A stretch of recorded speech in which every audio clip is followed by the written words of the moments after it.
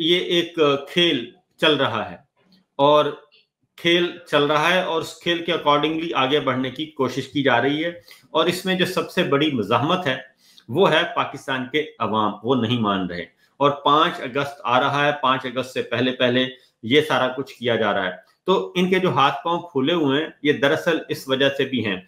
और फिर अगली बात है कि एक बात मैं जरूर करूंगा कि इन तमाम जिनको सजाएं हुई हैं इन सबको ऑफर्स की गई, इन सब से कहा गया और इन सबको कहा गया कि जनाब आप ब्राइब्स भी ऑफर हुई, इनको धमकियां भी मिली, इनको मुस्तकबिल बेहतर मुस्तकबिल की भी ऑफर की गई, लेकिन इनमें से किसी ने भी मुआफीनामा नहीं दिया, जैसा कि नवाज शरीफ, शहबाज शरीफ साहब एंड कंपनी ने दिया था। तो ये भी इनका एक प्रॉब्लम है। उनको भी खराज तहसीन पेश करना चाहिए कि उन्होंने सजाएं कबूल कर ली लेकिन उन्होंने माफीनामे नहीं दिए।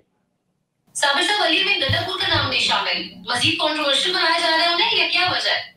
अली अमीन गंडापुर जो है, मेरा ख्याल है कि वो तो परसों ही कंट्रोवर्शियल हो गए थे, क्योंकि परसों उन्होंने अपनी जमात के साथ और अपनी हुकूमत के साथ बैठ के एक गुफ्तगू की, प्रेस कॉन्फ्रेंस की, लेकिन रात गए उनको उन्होंने कोई मेरा ख्याल है चाय वाय पी होगी कहीं जाके या पिलाई होगी। उसके बाद अगले दिन उनका जो वो सॉफ्टवेयर सारे का सारा अपडेट हो चुका था। तो अली अमीन गंडापुर का किरदार जो है वो आने वाले दिनों में मजीद मेरा ख्याल है क्लियर हो जाएगा कि वो किस तरफ हैं। अभी तक उनके बारे में शकूक व शुबहात पाए जाते हैं।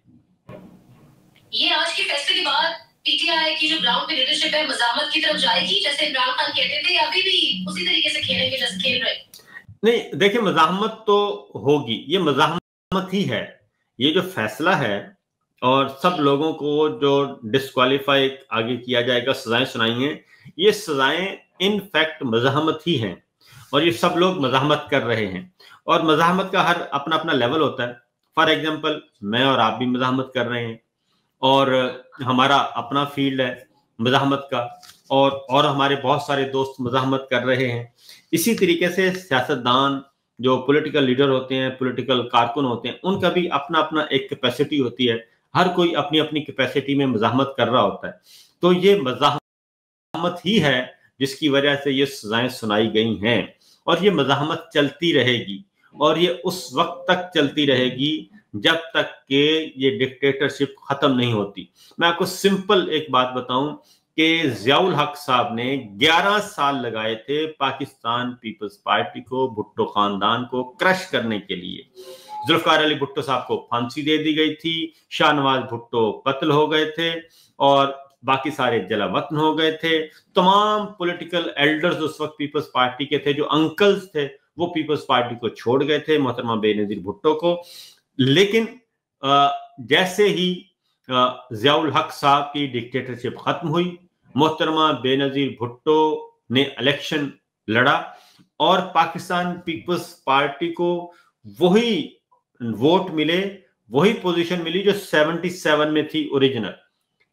वोट बैंक उनका डिस्टर्ब नहीं हुआ था। 11 साल बाद मार्च 1977 का आप इलेक्शन कमीशन में जाके देख लें, वोट उठाएं पीपल्स पार्टी को कितना वोट पड़ा था। फिर 11 साल बाद 1988 का इलेक्शन देख लें, उसमें पीपल्स पार्टी को कितना वोट पड़ा था। वोट बैंक इधर से उधर नहीं होता और उस वक्त के वोट बैंक के और आज का वोट बैंक जमीन आसमान का फर्क है।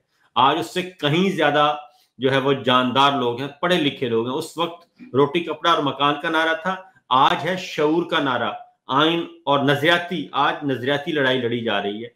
तो इसलिए ये कुछ नहीं इनके हाथ आना। और फिर मुशर्रफ साहब ने, आपने देखा कि नून लीग सारी की सारी काफ लीग बन गई थी और उन्होंने ये उनका 1 पॉइंट एजेंडा था।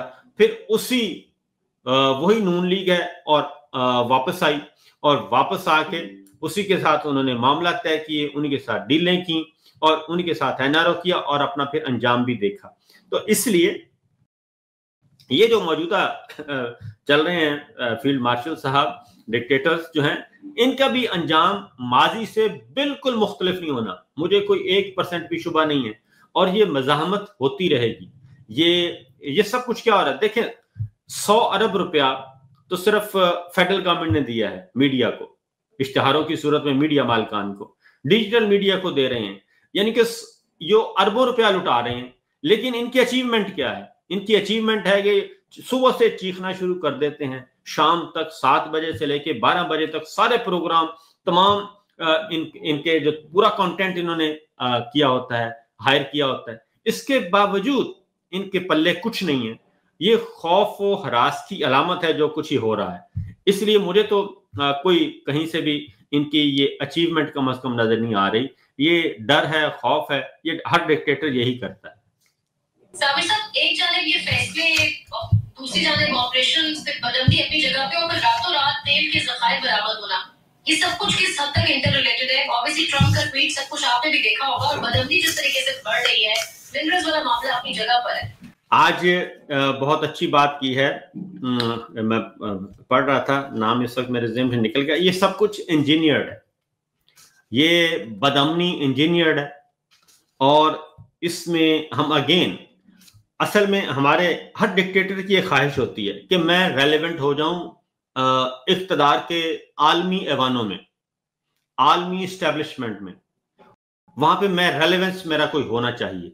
तो वो अपनी खिदमात प्रोवाइड करता है, और ये सिर्फ पाकिस्तान के डिक्टेटर्स को ये खास वो अपनी खिदमात देते हैं। तो ज़िया साहब के, अयूब खान साहब के पास वो सर्द जंग का जमाना था, एक तरफ रशिया एक तरफ अमेरिका, तो उन्होंने कहा कि हम अमेरिकी ब्लॉक में जा रहे हैं। उसके बाद आ गए आपके ज़िया साहब, वो उनको मिल गई अफगान जिहाद जंग मिल गई। मुशर्रफ साहब को मिल गई दहशतगर्दी के खिलाफ जंग, वो भी America versus Russia, America versus, तो ये सारी चीजें। तो इनके पास कुछ नहीं है ना, इनके पास क्या है देने को, तो लिहाजा ये माइंस एंड मिनरल्स लेके गए। उसके बाद अब फैसले देखें कि कहाँ हो रहे हैं। जंग हो रही है पाकिस्तान और भारत की, अनाउंसमेंट हो रही है वाशिंगटन से, प्रेसिडेंट ट्रंप कर रहे हैं, और उसके बाद मुआहिदा हो रहा है पाकिस्तान और अमेरिका का, लेकिन अनाउंसमेंट वाशिंगटन से प्रेसिडेंट ट्रंप कर रहे हैं। ये बात इस वक्त दिल्ली में भी यही बहस चल रही है, और हमारे यहाँ ये बहस इसलिए नहीं चल रही क्योंकि हमारे यहाँ सब कुछ काबू किया हुआ है और डिक्टेटरशिप है। इंडिया में यही बहस चल रही है कि जंग पाकिस्तान और भारत की थी, अनाउंसमेंट प्रेसिडेंट ट्रंप कैसे कर रहे हैं जंग बंदी की, हमें बताएं। वो वहां पे फौज से भी हिसाब मांग रहे हैं, वहां की हुकूमत से भी पूछ रहे हैं, और वहां पे मुहासबा हो रहा है, पार्लियामेंट के अंदर भी और पार्लियामेंट के बाहर भी। और जबकि हमारे यहाँ भी यही कुछ हो रहा है। और ये जो अब तेल के ज़खायर हैं, ये अलग से मैं आपको एक प्रोग्राम करेंगे। इन शॉर्ट आपको बता दूं कि ये वही हैं जो इमरान खान साहब ने अनाउंस किए थे, और केकड़ा 1 का कहा था कि बहुत बड़े हमारे ऑयल के ज़खायर जो हैं वो हो रहे हैं, और उनकी अनाउंसमेंट बाकी थी। तो फिर मगरिब के वक्त, मुझे याद है तारीख नहीं, मगरिब के वक्त अचानक वो फिर उसको दबा दिया गया कि नहीं जी, वहां से कुछ नहीं मिला।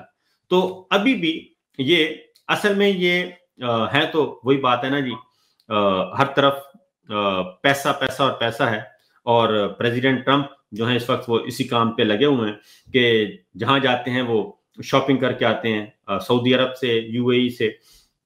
जो ऑयल इंडस्ट्री है, ये पहले भी इसमें नाम आया था, मोहतरमा का भी नाम आया था एक जमाने में, और ऑयल इंडस्ट्री में ये ऊपर जाके ये सारी जो है बड़े बड़े एम्पायर्स, बिजनेस एम्पायर्स इकट्ठे हो जाते हैं, तो उसी नौयत का है। लेकिन ये जो ऑयल के ज़खायर हैं, ये गल्फ न्यूज़ की खबर आज भी इस वक्त भी मौजूद है मेरे सामने, और गल्फ न्यूज़ ने भी ये खबर दे दी थी कि बहुत बड़े ज़खायर इमरान खान साहब ने कहा कि पाकिस्तान को मिलने वाले हैं, लेकिन फिर उस पर मट्टी डाल दी गई थी।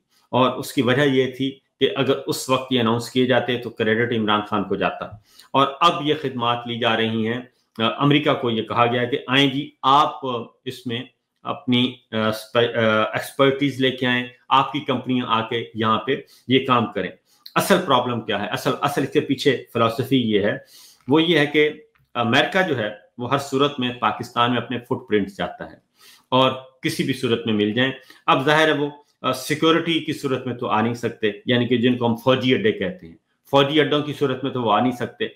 अब वो सिर्फ एक ही सूरत में आ सकते हैं कि बिजनेस की सूरत में, बिजनेस कंपनीज की सूरत में अमेरिकन जो हैं वो पाकिस्तान आ जाएं और फिर यहाँ पे आके इस रीजन में जो अपने मामलात है, ईरान पे नजर रखें, चाइना पे नजर रखें, इंडिया पे नजर रखें और फिर पाकिस्तान खुद पाकिस्तान पे नजर रखें। ये उस तरह की अब अपनी बिजनेस एंगेजमेंट चाह रहे हैं। वो बज़ाहिर तो बिजनेस कंपनीज होंगी, लेकिन होंगे वो अमेरिकन स्टैब्लिशमेंट और उनके फौजी अड्डे ही होंगे। और इसका बुनियादी मकसद ये है कि चाइना सी पैक रूट पे नजर रखनी है, चाइना पे नजर रखनी है। और या अगर आप देखें गौर से तो जितना भी सी पैक रूट है वो आपको वहां पे अनरेस्ट नजर आएगा। आप गिलगित बल्तिस्तान से शुरू हो जाएं, गवादर तक चले जाएं, जो सी पैक रूट है, तिजारती राहदारी है। आप गवादर एयरपोर्ट बन गया है लेकिन अभी तक फाल नहीं हुआ, एक्टिव नहीं हुआ, अभी तक वहां पे कोई हु का आलम है।